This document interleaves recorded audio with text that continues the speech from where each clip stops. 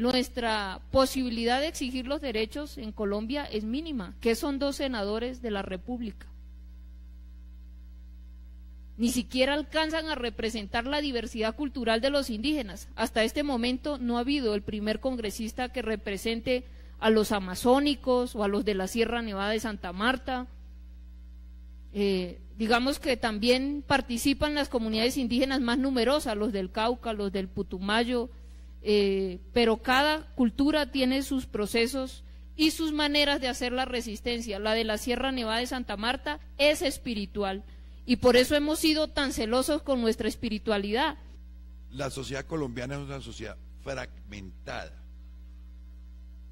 y cada sector, y casi que cada ciudadano en particular, defiende su pequeño campo de interés, sus pequeños derechos particulares. Necesitamos nuevas organizaciones políticas que representen intereses colectivos y que sean capaces de plantear reformas estructurales. Los procesos que lidera, por ejemplo, la comunidad religiosa en este país. La gente no se organiza para más nada. La incapacidad de generar comunidad. ¿Qué es una ciudad? Una masa de individuos consumidores de productos, de champús, de perfumes, de servicios públicos, de transporte, pero pensarse como comunidad es una dificultad. De las frases de Fray Antonio de Montesinos: no sois obligados a amarlos como a vosotros mismos.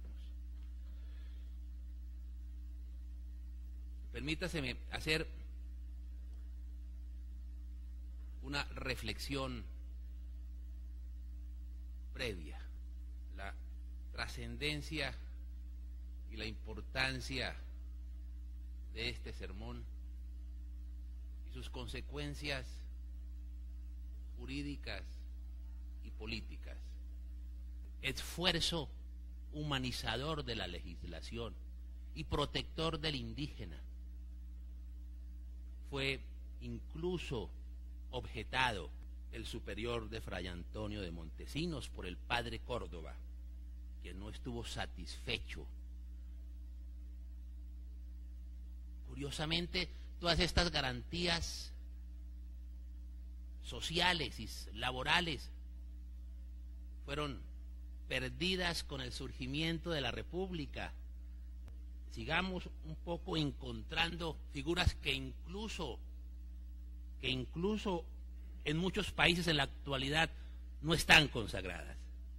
El doctor López Michelsen, lo siguiente: la preocupación constante de los monarcas españoles, especialmente los de la dinastía austriaca, por mejorar la condición de los indios, al traerlos e incorporarlos a la civilización española bajo la tutela de la corona, era entonces un propósito incomprensible para los capitalistas sajones que estaban colonizando a Norteamérica. El criterio puramente práctico de estos colonizadores fue el de expulsar a los pieles rojas hacia el oeste, desalojándolos gradualmente de las fértiles regiones en donde se hacía con provecho el tráfico de pieles.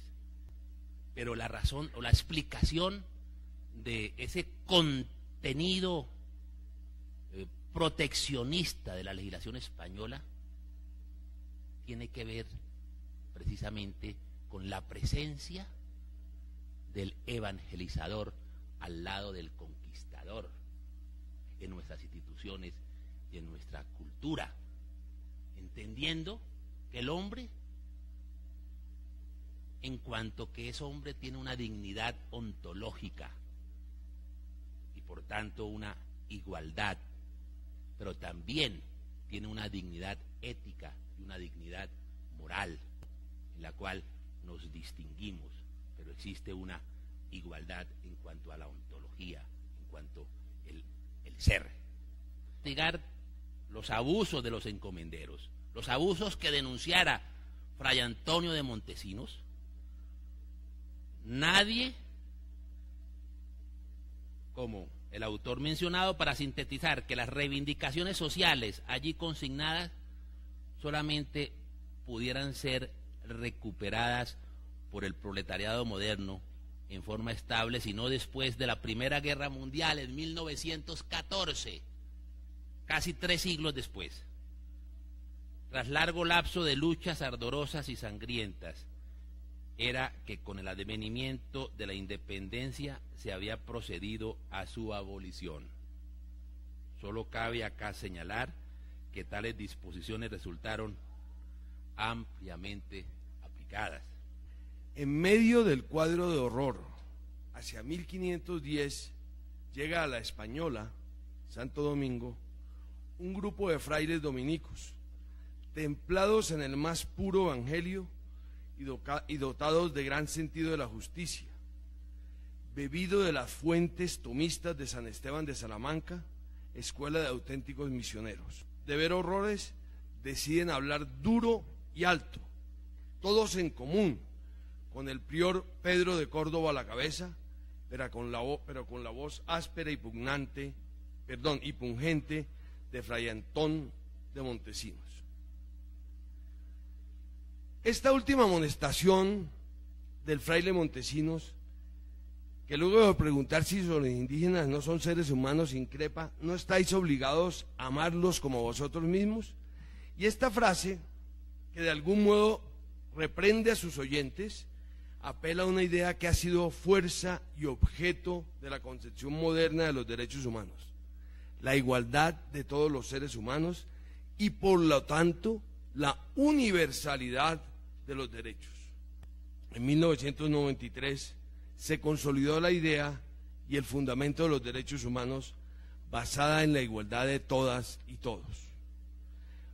Partiendo de que el centro del desarrollo de las sociedades es la persona humana, la conferencia proclamó, cito textualmente: todos los derechos humanos son universales, indivisibles e interdependientes y están relacionados entre sí.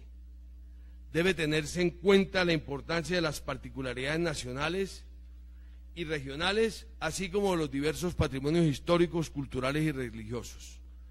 Pero los estados tienen el deber, sea cuales fueran sus sistemas políticos, económicos y culturales, de promover y proteger todos los derechos humanos y las libertades fundamentales.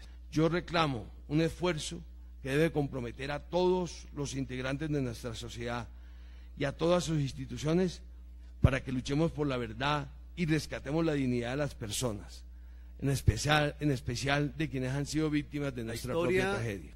Como un hecho significativo, el señor Procurador nos trae a la memoria esa legislación indiana y a hombres como Baltasar Pérez, que también fueron influenciados por este propósito de la defensa.